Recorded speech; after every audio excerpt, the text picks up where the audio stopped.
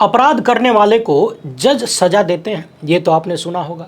मगर क्या आपने कभी सपने में भी सोचा या सुना था कि अपराध करने वालों को जज साहब यदि सजा देने की कोशिश भी करें तो जज साहब को ही सजा मिल जाए? यानी अपराध करने वाला छुट्टा सांड की तरह घूमता रहे और जज साहब लपेट दिए जाएं।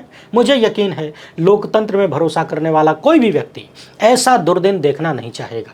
मगर क्या किया जाए? एक तो अमृतकाल चल रहा है, दूसरे हम विश्वगुरु बनने वाले हैं, तीसरे मुमकिन है योजना भी चल रही है, फलाने हैं तो मुमकिन है। अभी पिछली ही वीडियो में हमने बताया था कि किस तरीके से हाईकोर्ट के जजों का ट्रांसफर बहुत सारे सवाल पैदा कर रहा है। इस वीडियो को जरूर देखिएगा। ऐसा लग रहा है कि सुप्रीम कोर्ट कॉलेजियम में ट्रांसफर पोस्टिंग उद्योग निकल पड़ा है। और अब इस वीडियो में हम बात करने जा रहे हैं देश के 2 हाईकोर्ट जजों की, जिन्हें ईमानदारी से तटस्थ रहकर बिना झुके बिना बिके फैसला देने की सजा मिली। और अब तो लिखित रूप से सुप्रीम कोर्ट के ही कॉलेजियम के पूर्व सदस्य खुलासा कर रहे हैं कि किस तरीके से मोदी सत्ता ने जजों को सजा के रूप में ट्रांसफर दिलवाया, क्योंकि उनका फैसला मोदी सत्ता को पसंद नहीं आया। और कितना लंबा ये सब कार्यक्रम चला, सत्ता ने सजा देने के लिए कितने दिन इंतजार किया, ये सब देखकर आपके होश उड़ जाएंगे। जी हाँ, सुप्रीम कोर्ट के ही पूर्व जस्टिस मदन बी लोकुर ने कॉलेजियम का पूरा कच्चा चिट्ठा खोल दिया है। और जिस तरह की तस्वीरें सामने आ रही हैं वो बता रही हैं कि आने वाले दिनों में न्यायपालिका के और भी बहुत ज्यादा दुर्दिन देखने को मिल सकते हैं, जिसकी कल्पना हम और आप कर ही नहीं सकते। उधर सुप्रीम कोर्ट देश के राज्यपालों और राष्ट्रपति से चाहता है कि वो लोग समयबद्ध तरीके से काम करें, फैसला लें, मगर खुद के लिए कोई नियम बनाना नहीं चाहता। यानी जो अपेक्षा दूसरों से कर रहे हैं खुद उसी में लिप्त है, उसकी बात नहीं करते। वीडियो में हम कुछ बेहद महत्वपूर्ण मामले याद दिलाएंगे आपको जो सुप्रीम कोर्ट में लंबित हैं, जिनका फैसला रुके होने से बहुतों की जिंदगी बर्बाद हो रही है, तबाह हो रही, और जिनका फैसला देश का भविष्य तय करने वाला है। वैसे तो मामले बहुत सारे हैं, मगर कुछ को याद किया जाएगा। और भारत के चीफ जस्टिस, खुद को अम्बेडकरवादी कहने वाले चीफ जस्टिस BR गवई से गुजारिश की जाएगी। आगे बढ़ने से पहले आप सभी से एक छोटी सी अपील है, पहली बार है तो चैनल को सब्सक्राइब करके घंटी बजा दीजिए टन से। हर एक वीडियो को लाइक और शेयर करना जरूरी होता है। ये सारे काम बिल्कुल फ्री है, इसलिए अभी निपटा लीजिए, 2 सेकंड लगता है। इसके अलावा आपको मालूम है कि हम किसी धन्ना सेठ या राजनीतिक दल के दम पर नहीं चलते, तभी खुल के आपके मुद्दों पर बात हो पाती है, जिन्हें छुपाने के लिए गोदी मीडिया को बनाया गया है। हमारा काम पसंद आता हो तो इस QR कोड या फिर मोबाइल नंबर का प्रयोग करते हुए जो भी हो सके आर्थिक सहयोग भेजने का प्रयास जरूर करें। बहुत बहुत धन्यवाद। सुप्रीम कोर्ट कॉलेजियम ढह गया है, उससे संविधान बचाने की उम्मीद मत करिए, और ये उम्मीद भी मत करिए कि वहां बैठे जज सत्ता के प्यादे नहीं हैं, क्योंकि देश की सबसे बड़ी अदालत 56 इंची की छाती के रिमोट पर नाचती हुई नजर आ रही है। जस्टिस पंचोली की नियुक्ति ने न्यायपालिका के सारे पर्दे फाड़ दिए हैं, क्योंकि जस्टिस BV नागरत्ना के डिसेंट को ठेंगा दिखाते हुए पंचोली को सुप्रीम कोर्ट में बिठाया जा चुका है। और ये इसलिए हो रहा है ताकि सुप्रीम कोर्ट में मोदी सत्ता की चलती रहे, फैसले उनके मुताबिक आए। देश अभी जस्टिस बेला त्रिवेदी को भूला नहीं है, और ये भी कि वकीलों ने बेला त्रिवेदी को विदाई पार्टी देने से इनकार कर दिया, फेयरवेल पार्टी नहीं दिया। मगर जस्टिस नागरत्ना का डिसेंट पूछ रहा है कि कहां गई सुप्रीम कोर्ट की नैतिकता, कहां गई कॉलेजियम की स्वतंत्रता, कहां गया सत्ता के आगे घुटने न टेकने वाला न्यायपालिका का इकबाल। पिछले 11 साल से कॉलेजियम को बंधक बनाकर महामानव की सत्ता जजों की नियुक्ति और ट्रांसफर का खेल खेल रही है। सवाल यह है कि क्या सुप्रीम कोर्ट ने इसी के लिए राष्ट्रीय न्यायिक नियुक्ति आयोग को असंवैधानिक करार दिया था, क्योंकि सत्ता NJSC के जरिए कॉलेजियम को बदलना चाहती थी, और कोर्ट की दलील थी कि कॉलेजियम के जरिए न्यायपालिका आजाद है। मगर आज जो हो रहा है वो न्यायपालिका के आजाद होने की गवाही तो नहीं दे रहा है। चाहे जस्टिस पंचोली की नियुक्ति हो, जस्टिस मुरलीधर या जस्टिस श्रीधरन का ट्रांसफर, या फिर रिटायर्ड जजों का कथित फर्जीवाड़ा, ये सब न्यायपालिका के ढह जाने का सबूत है। और जिस महामानव पर वोट चोरी का आरोप लग रहा है वही न्यायपालिका को अपने रिमोट से नचा रहे हैं। इस सत्ता ने जस्टिस नागरत्ना के डिसेंट की बिल्कुल भी परवाह नहीं की, और जस्टिस पंचोली की सुप्रीम कोर्ट में नियुक्ति पर कॉलेजियम की एकमात्र महिला जज ने 2 टूक कहा था कि ये नियुक्ति न सिर्फ न्याय के लिए काउंटर प्रोडक्टिव साबित होगी, बल्कि कॉलेजियम की साख को भी दांव पर लगा देगी। जो बची खुची इज्जत है वो भी निपट जाएगी। पत्रकार सौरभ दास ने लिखा कि सुप्रीम कोर्ट में 2 नए जज शपथ लेंगे, और ये कोर्ट गरीबों, कमजोरों और सत्ता के दमन का शिकार लोगों का आखिरी सहारा है। मगर क्या तमाशा है कि इनमें से एक जज जस्टिस पंचोली की साख पर गंभीर सवाल है, फिर भी देश की सबसे बड़ी अदालत के भावी चीफ जस्टिस के तौर पर उनकी ताजपोशी हो रही है। लेकिन ये कोई शपथ नहीं, संविधान के साथ धोखा है। ध्यान रहेगी, जब पंचोली सुप्रीम कोर्ट के जज के तौर पर शपथ शपथ ले रहे थे तो चीफ जस्टिस BR गवई उनके साथ खड़े थे। बार के माननीय और विद्वान तालियां बजा रहे थे, मगर ये संवैधानिक समारोह असल में संविधान के साथ विश्वासघात को छिपाने जैसा है। सीनियर वकील विकास सिंह की अगुवाई में सुप्रीम कोर्ट बार एसोसिएशन चुप है और सौरभ दास ने कहा कि ये चुप्पी एक साठगांठ है।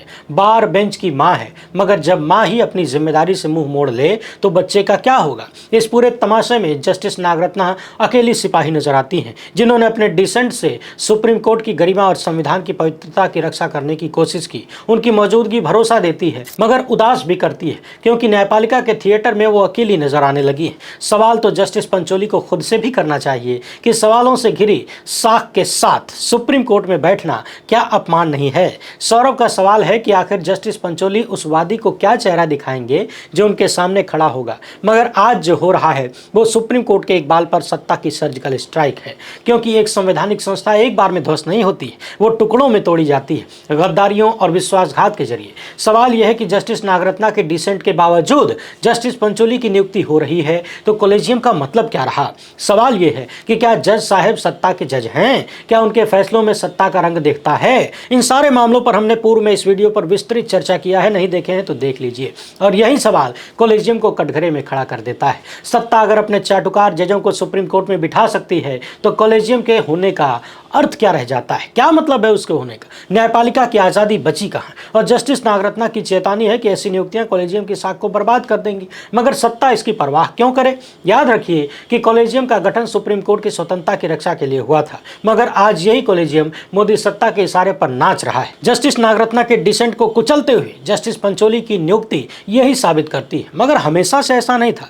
जस्टिस मुरलीधर का केस इसका मजबूत सबूत है, क्योंकि दिल्ली हाईकोर्ट में रहे जस्टिस मुरलीधर के फैसले मोदी सत्ता को नागवार गुजरे थे। फरवरी 2020 में दिल्ली दंगों के मामले में जस्टिस मुरलीधर ने दिल्ली पुलिस से भाजपा नेताओं कपिल मिश्रा, अनुराग ठाकुर और प्रवेश वर्मा के खिलाफ एक्शन लेने को कहा था। उन्होंने दिल्ली पुलिस को फटकार लगाई थी, दंगा पीड़ितों को सुरक्षित आश्रय उपलब्ध कराने को कहा था, मगर महामानव को यह पसंद नहीं आया। फरवरी 2020 में ही जस्टिस मुरलीधर के ट्रांसफर की बात की जाने लगी, कॉलेजियम पर जोर डाले जाने लगा। जस्टिस मदन बी लोकुर ने जस्टिस मुरलीधर द्वारा संपादित किताब इनकम्प्लीट जस्टिस में लिखा कि मोदी सत्ता ने कॉलेजियम से जस्टिस मुरलीधर का ट्रांसफर करने के लिए कहा। मोदी सत्ता ने कहा, साफ साफ लिखा है, क्योंकि उनका एक फैसला सत्ता को पसंद नहीं आया। जस्टिस लोकुर को लगा कि कार्यपालिका ने चीफ जस्टिस को मुरलीधर का ट्रांसफर करने की सलाह दिया है, और वो भी सिर्फ एक फैसले की वजह से, लेकिन यह ट्रांसफर का आधार नहीं हो सकता था। जस्टिस लोकुर ने इसका विरोध किया और तत्कालीन CJI ने उनकी बात मान ली, मगर जस्टिस लोकुर के रिटायर होने के बाद मोदी सत्ता ने फिर से जोर लगाया और तब जस्टिस सीकरी ने विरोध किया। जस्टिस सीकरी का स्टैंड भी कमजोर नहीं था। फिर मोदी सत्ता ने उनके रिटायरमेंट का इंतजार किया। जस्टिस लोकुर ने लिखा कि सीकरी की राय भी मेरी जैसी थी और उन्होंने ट्रांसफर का विरोध किया था, मगर उनके रिटायर होने के बाद 2020 में मुरलीधर को दिल्ली हाईकोर्ट से पंजाब हरियाणा हाईकोर्ट भेज दिया गया। सवाल यह कि 2020 में सुप्रीम कोर्ट के चीफ जस्टिस ने मुरलीधर का ट्रांसफर क्यों किया, जब उन्हें पता था कि सिर्फ एक फैसले की वजह से सरकार उनका ट्रांसफर करवा रही है और पिछले 2 जजों ने, कॉलेजियम के सदस्यों ने इस ट्रांसफर के खिलाफ अपना डिसेंट दिया था। याद रखिए कि उस समय सुप्रीम कोर्ट में justice Sharad Bobde chief justice थे और उस समय कॉलेजियम में justice NV Ramana, Arun Mishra, RF Nariman और R बनुमती जैसे जज भी थे। मगर जस्टिस मुरलीधर का ट्रांसफर सिर्फ ट्रांसफर नहीं था, बल्कि सत्ता का नंगा नाच था, और यह बताता है कि किस तरह मोदी सत्ता कॉलेजियम को अपने इशारे पर नचा रही है। जस्टिस मुरलीधर का संविधान की रक्षा के लिए खड़ा होना उनके लिए सजा बन गया। जस्टिस मदन बी लोकुर ने लिखा कि जजों के ट्रांसफर में न्यायपालिका यानी सत्ता कॉलेजियम पर हावी हो सकती है, और जस्टिस मुरलीधर का ट्रांसफर एक संदेश था कि हमारे खिलाफ बोलने और फैसले देने का मतलब सजा है। और जब सत्ता एक जज को उसके फैसले की सजा देती है तो सुप्रीम कोर्ट कॉलेजियम का इकबाल ध्वस्त हो जाता है। जस्टिस श्रीधरन का मामला भी कुछ ऐसा ही है, जो कॉलेजियम की पोल खोलता है। जम्मू कश्मीर हाईकोर्ट के जस्टिस अतुल श्रीधरन के फैसले मोदी सत्ता के नैरेटिव को चैलेंज करते हैं। जुलाई 2023 में जस्टिस श्रीधरन ने कहा था कि फंडामेंटलिस्ट मुस्लिम को आतंकवादी या अलगाववादी नहीं माना जा सकता। यह सत्ता के लिए तमाचा था जो हर असहमति को एंटी नेशनल करार देती है। जुलाई 2024 में उन्होंने जम्मू के डिस्ट्रिक्ट मजिस्ट्रेट पर 10,000 रुपये का जुर्माना लगाया, क्योंकि पब्लिक सेफ्टी एक्ट के तहत एक मामले में हिरासत गलत थी। अप्रैल 2024 में उन्होंने सरकार पर राष्ट्रीय सुरक्षा का हवाला देकर कोर्ट को मनोवैज्ञानिक दबाव में लाने का इल्जाम लगाया। सितंबर 2024 में उन्होंने ठेकेदारों को पेमेंट में देरी पर फटकारते हुए कहा कि हम दुनिया की 5वीं सबसे बड़ी अर्थव्यवस्था होने का दावा करते हैं, मगर एक ठेकेदार के 20,97,000 रुपये नहीं दिए जा सकते। जस्टिस श्रीधरन गठबंधन के ये फैसले सत्ता को पसंद नहीं आए, मोदी सत्ता को पसंद नहीं आए, क्योंकि हर फैसले में महामानव के नैरेटिव को चैलेंज किया था, चाहे मामला राष्ट्रवाद का हो या अर्थव्यवस्था का। नतीजा ये हुआ कि 13 मार्च 2025 को जब श्रीधरन जम्मू कश्मीर हाईकोर्ट के चीफ जस्टिस बनने से सिर्फ 26 दिन दूर थे, उनका ट्रांसफर मध्य प्रदेश हाईकोर्ट कर दिया गया। सवाल यह है कि जस्टिस श्रीधरन को किस बात की सजा दी जा रही है, बावजूद इसके कि जम्मू कश्मीर हाईकोर्ट में जजों की कमी थी, 25 पदों में से सिर्फ 14 भरे थे, फिर भी जस्टिस श्रीधरन को क्यों हटाया गया? ये सजा थी या उनके फैसले जो सत्ता के 56 इंची अहंकार को ललकार रहे थे? ट्रांसफर का ये खेल बताता है कि मोदी सत्ता के आगे कोलेजियम का सरेंडर हो चुका है। व्यक्तिगत स्वतंत्रता और संविधान की बातें करने वाले जजों को इसकी कीमत चुकानी पड़ रही है और सुप्रीम कोर्ट तमाशा देख रहा है। दूसरी ओर रिटायर्ड जजों और सत्ता का अलग खेल चल रहा है। वरिष्ठ पत्रकार सिद्धार्थ वरदराजन ने इसका भंडाफोड़ किया, क्योंकि मामला रिटायर्ड जजों के सरेंडर का है, सत्ता की मनमानी का है। याद रखिए कि इंडिया गठबंधन के उपराष्ट्रपति पद के उम्मीदवार retired justice B Sudarshan Reddy पर अमित शाह ने हमला बोला था। मामला सलवा जुडूम पर दिया गया उनका फैसला था। शाह ने कहा था कि सलवा जुडूम पर रोक नहीं लगती तो 2020 में ही नक्सलवाद समाप्त हो गया होता। इस पर रेड्डी के समर्थन में 18 जजों ने अमित शाह को लेटर लिख मारा कि सुप्रीम कोर्ट के पूर्व जज पर इस तरह हमला करना ठीक नहीं है। और फिर अमित शाह के समर्थन में 50 से ज्यादा जजों ने लेटर लिखा। मगर दवायर के सिद्धार्थ वरदराजन ने बताया कि कम से कम 2 जजों जस्टिस आर.वी. रविंद्रन और जस्टिस सुरेश कैथ ने उनसे कहा कि उन्होंने किसी भी लेटर पर हस्ताक्षर नहीं किए, फिर भी उनके नाम लेटर में शामिल कर लिए। सिद्धार्थ वरदराजन ने एक्स पर लिखा कि जज साहब से पूछा भी नहीं गया और ना ही उनकी सहमति ली गई। और जस्टिस मुरलीधर की किताब की लॉन्चिंग के मौके पर जस्टिस कैथ ने भी सिद्धार्थ वरदराजन से कहा कि उन्होंने कहीं भी कोई भी साइन नहीं किया है। सवाल यह है कि ये चल क्या रहा है, सत्ता का फर्जीवाड़ा या सिस्टम का नंगा नाच? अगर रिटायर्ड जजों के नाम बिना उनकी सहमति के इस्तेमाल हो रहे हैं तो क्या सुप्रीम कोर्ट की साख का अपमान हो रहा है या नहीं हो रहा है? सवाल यह भी है कि झूठ कौन बोल रहा है, शाह के चाटुकार या वे जज जिनके नाम गलत इस्तेमाल हुए? मगर ध्यान रखिए, सत्ता का ये खेल पुराना है, बहुत पुराना है। जजों को पोस्ट रिटायरमेंट का लॉलीपॉप देकर अपने पक्ष में करने का खेल 2014 से ही चल रहा है। इस बीच सुप्रीम कोर्ट घिर गया है, जजों से सवाल होने लगे, लोग कहने लगे हैं कि मिलाड अपने गिरेबां में झांकिए, क्योंकि सुप्रीम कोर्ट की संविधान पीठ राष्ट्रपति और राज्यपालों के लिए विधेयकों पर समय सीमा तय करने की बात कह रही है। दलील पर दलील दी जा रही है और सुप्रीम कोर्ट ने तमिलनाडु के मामले में कहा था कि राज्यपाल का 10 विधेयकों को रोकना अवैध और मनमाना है। कोर्ट ने यह भी कहा था कि राज्यपाल के पास विधानसभा से पारित विधेयकों को रोके रखने की कोई वीटो पावर नहीं है। Chief justice B R. गवई ने कहा था कि अगर राज्यपाल बिना कारण विधेयक को रोकते हैं तो क्या कोर्ट के हाथ बंधे हैं? क्या न्यायपालिका शक्तिहीन है? मगर सवाल कोर्ट से भी है, क्योंकि उमर खालिद, गुलफिशर फातिमा जैसे लोग सालों से जेलों में सड़ रहे हैं। तो कोर्ट की चुप्पी यहाँ क्या कहती है? आखिर उनके मामलों में न्याय क्यों नहीं हो पा रहा है और न्याय मिलने में इतनी देरी क्यों हो रही है? न्याय तो छोड़िए, सुनवाई तक नहीं हो रही। जमानत नियम है, जेल अपवाद है का नियम कहां चला गया धूल फांकने? क्या सुप्रीम कोर्ट और हाई कोर्ट के लिए सुनवाई की टाइमलाइन नहीं होनी चाहिए? सिर्फ राष्ट्रपति और राज्यपाल के लिए ही क्यों? वहां होना जरूरी है, मगर सुप्रीम कोर्ट जो दूसरों को नसीहत दे रहा है, दूसरों के लिए नियम बना रहा है, अपने लिए नियम कब बनाएगा? क्या सुप्रीम कोर्ट के पास ऐसे सवालों का जवाब है कि यदि उनके पास कोई मामला लंबित है और उस पर फैसला होने में देरी हो रही है, यानी एक तरह की निष्क्रियता है, तो क्या कोई ये सवाल कर सकता है कि फैसले में देरी से पीड़ित लोग क्या करें? दैनिक जागरण के राजीव सचान ने लिखा कि क्या पीड़ितों की ओर से संसद या सरकार या फिर दूसरा व्यक्ति ये पूछ सकता है कि पेंडिंग मामले कब तक अनसुने रह सकते हैं? क्या कोई किसी संस्था या कोर्ट का दरवाजा खटखटा सकता है? क्योंकि सिर्फ सुप्रीम कोर्ट में ही नहीं, हाई कोर्ट में भी लाखों मामले लंबित हैं। नेशनल जुडिशियल डाटा ग्रिड के मुताबिक 31 जुलाई 2025 तक सुप्रीम कोर्ट में 80,000 से ज्यादा मामले लटके पड़े। इनमें 60% से ज्यादा मामले 1 साल से ज्यादा पुराने हैं। और कौन भूलेगा दिल्ली दंगों के मामलों में आरोपियों के केस को? उमर खालिद 2020 से जेल में है, मगर किसी को पता नहीं कि उनका अपराध क्या है। और दिल्ली हाईकोर्ट ने 2022 में उनकी जमानत ठुकरा दी थी। सुप्रीम कोर्ट में 24 जनवरी 2025 को सुनवाई टल गई। उमर खालिद 5 साल से जेल में है, न सजा न जमानत। तो सुप्रीम कोर्ट उमर खालिद के मामले में फैसला क्यों नहीं ले पा रहा है? और एक केस 5 साल से लटका हुआ क्यों है? उमर खालिद का केस अकेला मामला नहीं है। गुलफिशा फातिमा भी यूएपीए के मामले में 4 साल से जेल में है। शर्जील इमाम भी जेल में है। दिल्ली हाईकोर्ट में उनकी जमानत याचिका लटकी पड़ी है, मगर फैसला नहीं हो पा रहा। न्यायपालिका शर्जील की याचिका को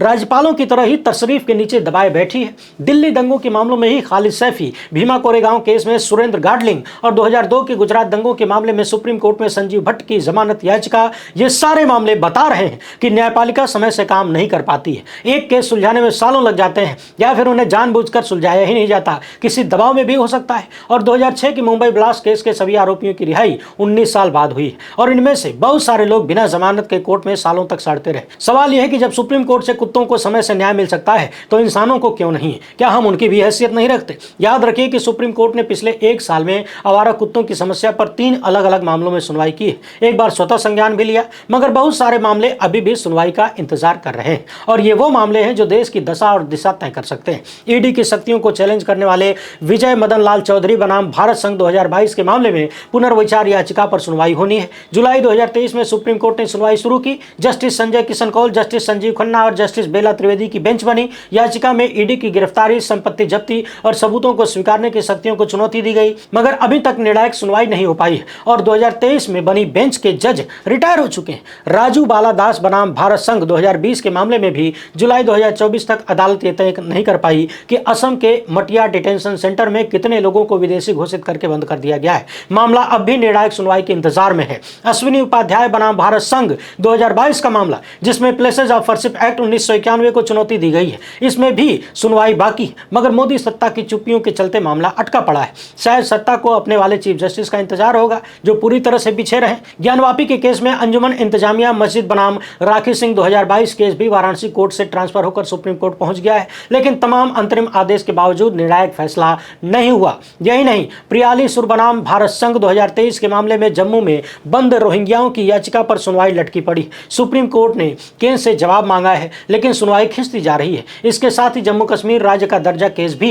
2023 से धूल फांक रहा है। मथुरा की शाही मस्जिद ईदगाह बनाम हिंदू पक्ष 2024 केस में सुप्रीम कोर्ट ने इलाहाबाद हाईकोर्ट के आदेश पर रोक तो लगा दी, लेकिन मुकदमा लंबित है। सवाल यह है कि जब राष्ट्रपति और राज्यपाल के लिए किसी विधेयक को मंजूरी देने की समय सीमा पर बात हो रही है, बहस चल रही है, तो क्यों न न्यायपालिका में लंबित पड़े मामलों पर भी चर्चा हो, उन पर भी तय समय में फैसला लेने की बात हो, क्योंकि न्याय में देरी भी अन्याय है और सुप्रीम कोर्ट के मिलाड़ लोग इस बात को अच्छी तरह समझते हैं, बार बार दोहराते भी हैं, मगर सवाल है कि खाली दोहराते ही हैं। वैसे आप इस मामले पर क्या सोचते हैं? जो सुप्रीम कोर्ट और जिस सुप्रीम कोर्ट में बैठे तमाम मिलाड़ लोग राज्यपालों और राष्ट्रपति को ये बात कह रहे हैं कि आप समय से फैसला लें, जरूरी है, क्या यही बात उन्हें खुद भी नहीं सोचनी चाहिए? महात्मा गांधी ने कहा था कि हम जो बदलाव लाना चाहते हैं पहले हमें उसे अपने भीतर उतारना चाहिए। तो बिना अपने भीतर उतारे सुप्रीम कोर्ट दूसरों को समयबद्ध तरीके से फैसला लेने के लिए कैसे कह सकता है? आप अपनी राय कमेंट बॉक्स में जरूर लिखिएगा। पहली बार है तो चैनल को सब्सक्राइब करके घंटी बजा दीजिए टन से। फिलहाल इतना ही। हमसे जुड़ने के लिए बहुत बहुत धन्यवाद। जय हिंद।